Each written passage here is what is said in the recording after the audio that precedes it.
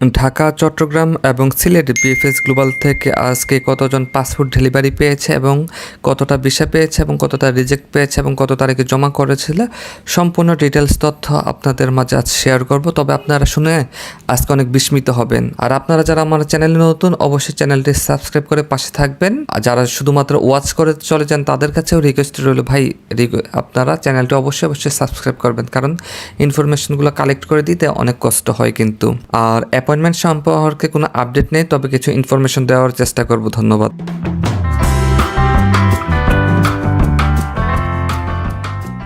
তো মূল আলোচনায় চলে আসি। আজকে ঢাকার বিএফএস গ্লোবাল থেকে পাসপোর্ট ডেলিভারি হয়েছে 50টি, এর মধ্যে ভিসা পেয়েছে 30টি এবং রিজেক্ট পেয়েছে 20টি। এর মধ্যে ফ্যামিলি ভিসা ছিল 10টি এবং ওয়ার্ক ভিসা ছিল 20টি, ঠিক আছে।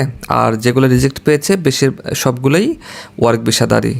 এর মধ্যে যারা বেশিরভাগই নেপোলি থেকে জমা করেছিল সেখান থেকে পেয়েছে এবং রুম থেকে কিছু সংখ্যক, তবে আমরা বেশি সংখ্যক তথ্য ইনফরমেশন ওদের কাছ থেকে নিতে পারিনি। যত খুব কম সংখ্যক মানুষ আমাদের সাথে শেয়ার করেছে সেই তথ্যগুলোই আপনাদের মাঝে শেয়ার করতেছি, ঠিক আছে। আর তাদের মধ্যে 2 জনের জমা ছিল সেপ্টেম্বরের 20 তারিখের মধ্যে জমা করেছিল ঢাকা বিএফএস গ্লোবাল, তারা ভিসা পেয়েছিল এবং এগুলো ছিল বেশিরভাগই কৃষি ভিসা, বা এর বাইরেও থাকতে পারে স্পন্সর, ডোমেস্টিক, বাট এগুলো আমরা জানতে পারিনি, ইনফরমেশন নিতে পারিনি, কারণ সবাই তো আর সব তথ্য দিয়ে শেয়ার করে না, ঠিক আছে। এগুলো বুঝতে হবে। আর চট্টগ্রাম বিএফএস গ্লোবাল থেকে ডেলিভারি দিয়েছিল 20টি, এর মধ্যে 10টি হচ্ছে ফ্যামিলি আর 10টি হচ্ছে ওয়ার্ক ভিসা।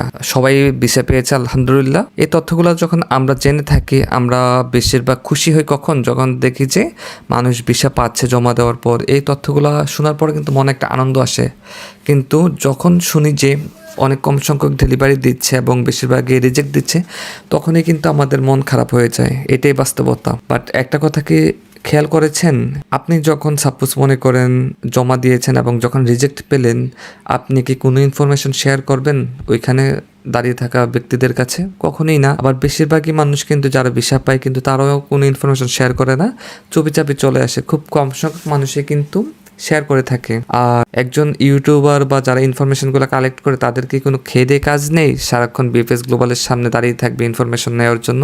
এগুলো সম্পূর্ণ ভুল তথ্য ইউটিউবে আপলোড করে থাকে।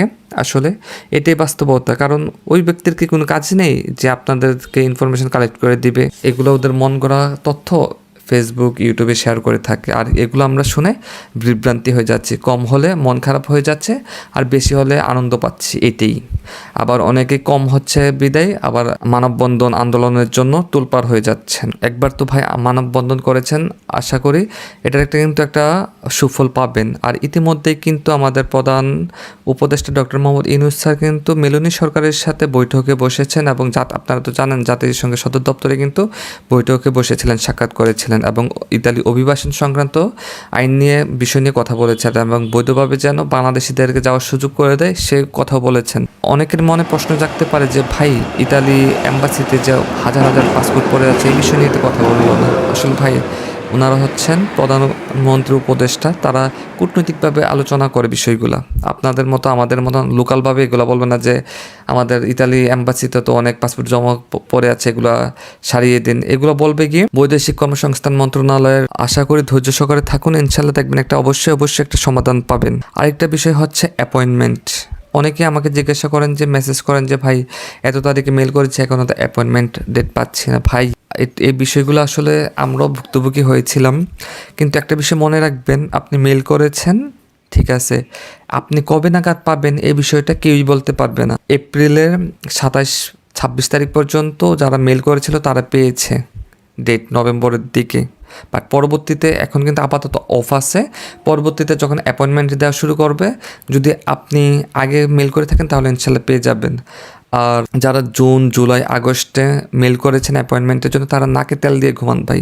আর আরেকটা বিষয় আপনাদের সাথে শেয়ার করতে পারি, যারা মেল করেছেন আপনাদের মেলটা বিএফএস গ্লোবাল রিসিভ করছে কিনা সেই তথ্যটা জানার জন্য আপনি বিএফএস গ্লোবাল নাফি টাওয়ারে যেতে পারেন, আর সেটা অবশ্যই ভালো হবে, ঠিক আছে।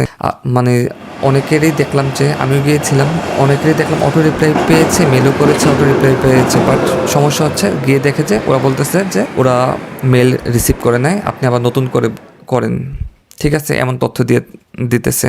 আবার অনেকের দেখলাম যে এপ্রিল মাসে মেল করেছিল তো গিয়েছে তাদেরকে হাতে লিখে ডেট দিয়েছে, আবার অনেকে হাতে লিখে রিজেক্ট শো দিয়ে দিচ্ছে। ঠিক আছে, এই জন্য আপনি বলবো যে আপনি ঘরে বসে না থেকে আপনি ইনফরমেশন কেন্দ্রে যান। আর সেই সময়টা হচ্ছে গিয়ে 3:30 থেকে 4:30 পর্যন্ত বিপুল সংখ্যক মানুষ ওইখানে যায় ইনফরমেশনের জন্য।